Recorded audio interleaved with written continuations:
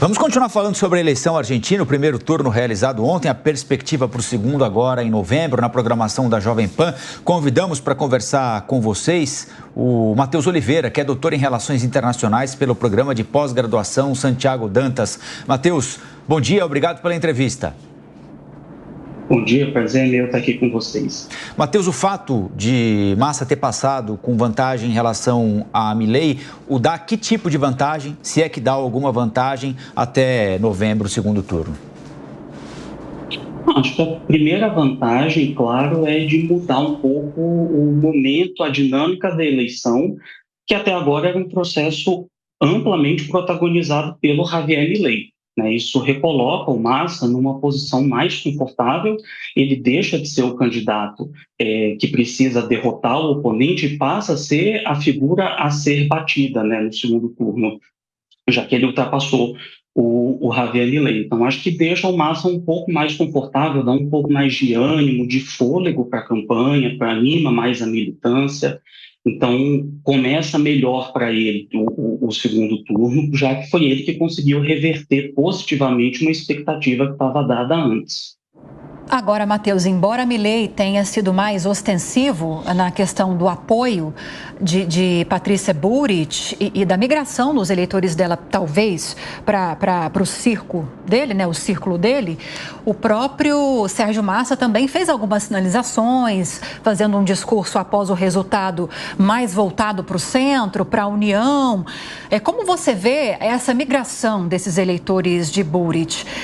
Alguns dizem que como Massa é um candidato que, embora peronista, seja um centrista também, ele pode atrair alguns desses votos. Você vê isso como possível? Com certeza. O Massa é peronista, mas ele não é kirchnerista de maneira alguma, ele não é uma figura da ala mais à esquerda do peronismo, isso está posto desde o início. E, claro, acho que a lógica, o que é mais intuitivo, é que os votos da Patrícia Bullrich tenderiam a migrar mais facilmente para o Javier Milei, porque seriam votos mais à direita. Ao mesmo tempo, e aí eu acho que foi um pouco do que o Massa já tentou colocar no seu discurso de ontem à noite, que foi enfatizar muito a questão dos 40 anos da retomada da democracia na Argentina. Eu acho que o Massa vai apelar para um discurso, uma retórica, tentando mostrar o risco institucional que o Milei representa, que se vê como o Milei representando, num esforço de tentar atrair eleitores que, embora tenham um perfil de voto mais à direita, têm uma preocupação institucional, uma preocupação com a democracia do país e colocariam isso à frente de uma agenda econômica, por exemplo. Então, acho que é possível, sim. Certamente não vai ser fácil a eleição para o Massa, mas é possível conseguir angariar esses votos mais ao centro, sem dúvida. Agora, Matheus, o Milei surfou na onda do radicalismo, Então, ele divulgava vídeo dizendo que ia acabar com tal ministério, que ia determinar a extinção de tal ministério, aparecia com motosserra para cortar privilégio da casta política, sempre batendo na tecla de que era alguém de fora desse mundo, que por ser de fora ele ia conseguir acabar com privilégios, e encontrou um público completamente aberto a ouvi-lo, 40% da população abaixo da linha de pobreza, desemprego alto, inflação descontrolada, taxa de juros, falta de dólar no país. Um segundo turno, seja onde for, tem sempre a tendência de trazer os candidatos para o centro. Como é que o Milei faz esse movimento sem perder aquilo que ele tem como principal virtude pro eleitorado, que é o radicalismo? Esse é o ponto-chave. Eu acho que ele dificilmente conseguiria fazer isso. A gente até viu um pouco ontem, ele fez um discurso que foi lido na maior parte do tempo, teve muito menos improviso, teve muito menos dele do que ele é convencionalmente, foi mais ponderado, digamos assim. Ele não falou em motosserra ontem no discurso, não apareceu com a tal da motosserra, porque foi um baque. Acho que a campanha já esperava que não seria no primeiro turno, mas foi um baque muito grande.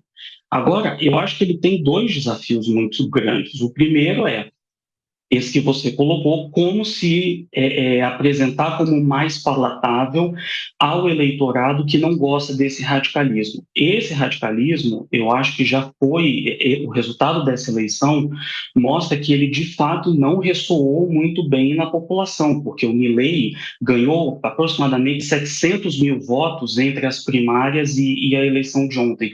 Ou seja, ele ficou praticamente no mesmo lugar. O Sérgio Massa, por exemplo, ganhou 6 milhões de votos entre as primárias e a eleição de ontem.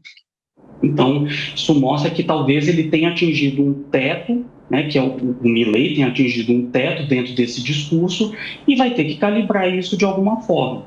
Só que, ao mesmo tempo, ele tem um outro desafio, que ele precisa atrair outros setores, ele precisa, por exemplo, atrair a Patrícia Burit, ele precisa atrair o eleitorado da Burit, só que, ao mesmo tempo, tudo que ele diz, que ele repete, é que ele é anti a casta, e a Patrícia Burit é uma representante dessa casta. Então, como angariar também apoios de lideranças, de figuras que, dentro da narrativa do Milei, seriam as primeiras vítimas dessa motosserra simbólica dele. Eu acho que é um equilíbrio muito difícil, que ele vai ter que buscar ao longo das próximas semanas. Claro, não é impossível, eventualmente ele consegue fazer, mas é um equilíbrio bastante difícil, o que me leva a crer que talvez ele vá apostar menos em um esforço de moderação e mais no sentido de tentar caracterizar o Sérgio Massa como kirchnerista e apostar na rejeição ao governo, na rejeição ao kirchnerismo, como forma de tentar atrair um eleitorado que não votou nele no primeiro turno. Matheus, Amanda Klein tem uma pergunta para você. Matheus, bom dia, prazer em falar com você.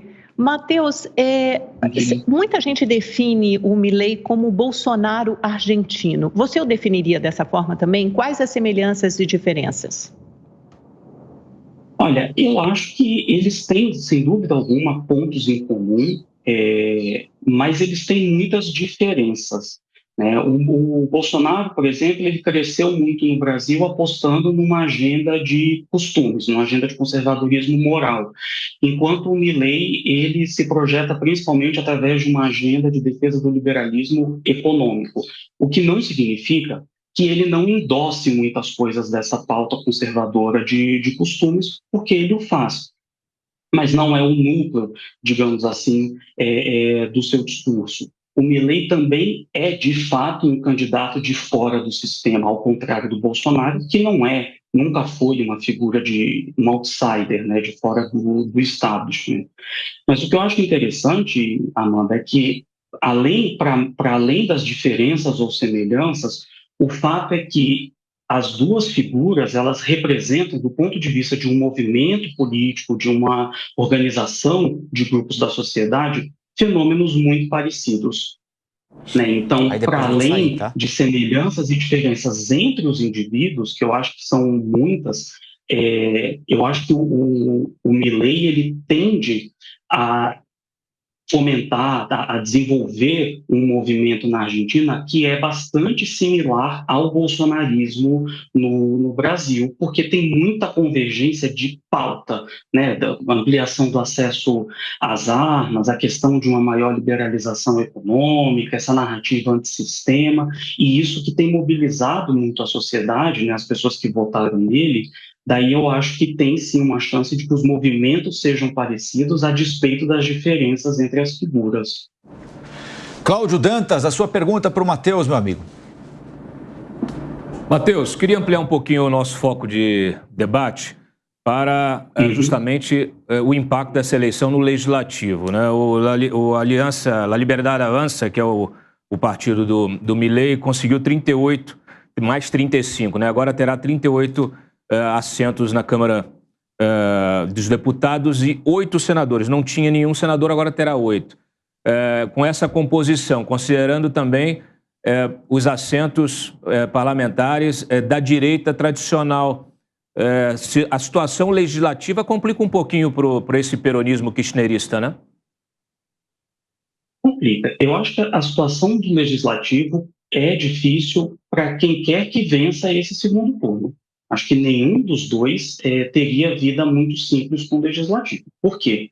Porque o partido do Milei, eu acho importante que isso seja frisado, ele teve um desempenho que é muito expressivo, sobretudo se a gente considerar que o partido não existia há 2 anos. Então, ele tem um resultado expressivo, sim.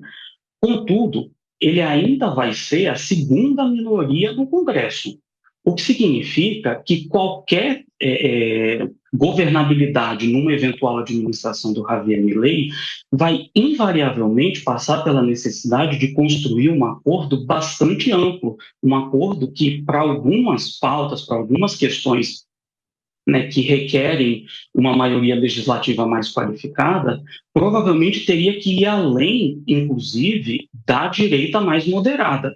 Então, acho que é um desafio muito expressivo, seja para o Milei, seja para o Massa, porque o peronismo também não vai ter maioria, né? Tem uma situação mais confortável, mas não vai ter maioria, mas para nenhum dos dois a vida vai ser muito simples com o Congresso, disso não há dúvida.